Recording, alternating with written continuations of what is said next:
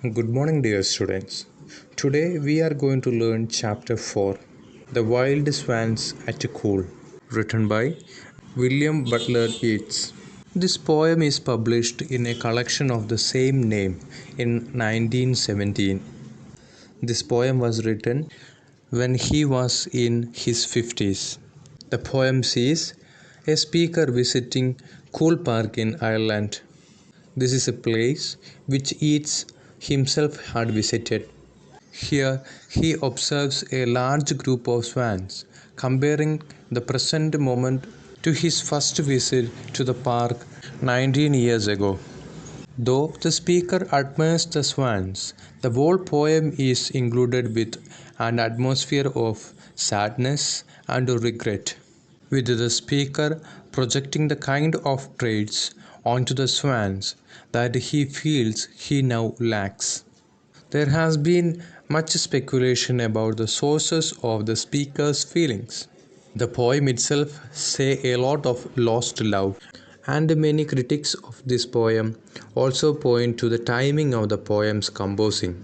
It was shortly before the end of World War I.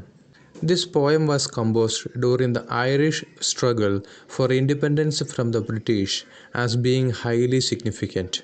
Now we will see the summary of each line. The trees are in their autumn beauty. The woodland paths are dry. Means the trees are filled with fall colors and the path through the woods are dry. Under the October twilight, the weather mirrors a still sky, which means it's an October evening and the cool lake reflects the calm, motionless sky above. Fifth and sixth line.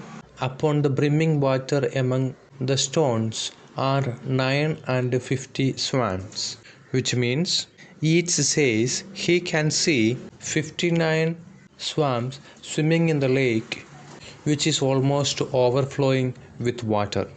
Seventh and eighth line. The 19th autumn has came upon me since I first made my count, which means it was 19 years ago that he was first came there and counted the swans. In poem, lines 9 to 12. I saw before I had well finished, all suddenly mount and scatter, wheeling in great broken rings upon their clamorous wings, which means back then, before I could count them all, the birds suddenly flew up above me in huge broken circles, soaring around on their noisy wings. Poem, line number 13 and 14. I have looked upon those brilliant creatures, and now my heart is sore, which means looking at these beautiful birds now, the poet is feeling pain in his heart. Poem, next two lines. All is changed since I, hearing at twilight, the first time on this shore, which means everything has changed since I first stood on the shore of the lake at twilight and heard the swans' wings beating like bells above my head. Poem, line 17 and 18. The bell beats of their wings above my head, trod with a lighter tread, which means the swan's wings beating like bells above his head. Back then, he used to walk with a lighter step. Poem, line 19 to 24. Onward still, lover by lover, they paddled in the cloud, companionable streams, or climbed the air. Their hearts have not grown old. Passion or conquest, wander where they will, attend upon them still, which means the swans are still just as full of life as they were when he saw them 19 years back. In their loving pairs, they paddle through the cold, friendly water or soar into the sky. Their hearts remain young. Their lives are still filled with passionate desires, with the freedom to go wherever they want. In poem, lines 25 to 29. But now they drift on the still water, mysterious, beautiful. Among what rushes will they build? But what lake's edge or pool delight men's eyes? Which means At this moment, though, the swans float on the calm surface of the lake, distant and beautiful. In the future, where will they build their nets? Where will other men have the pleasure to see the swans? When I wake up one day to find that they have flown away from cool. This is the old summary of the poem. Now we will see the main themes of this poem. First and the main theme of this poem is time and aging.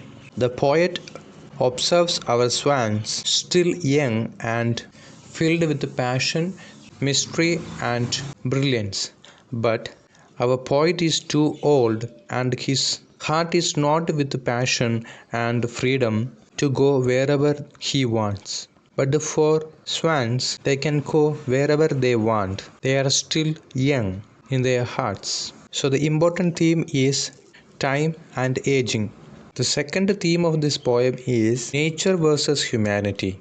Nature in the poem is presented as something that is unchanged in its beauty and majesty.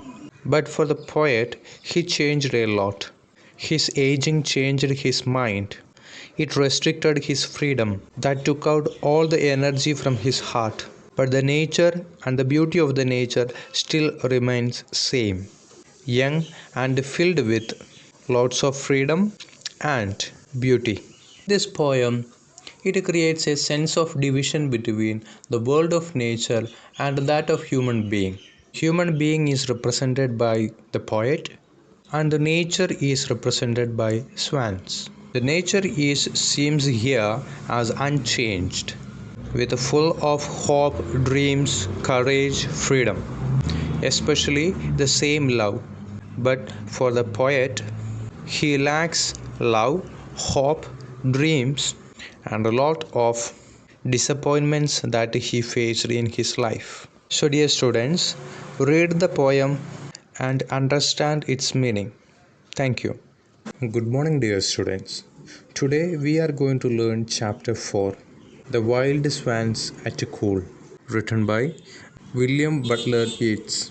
This poem is published in a collection of the same name in 1917.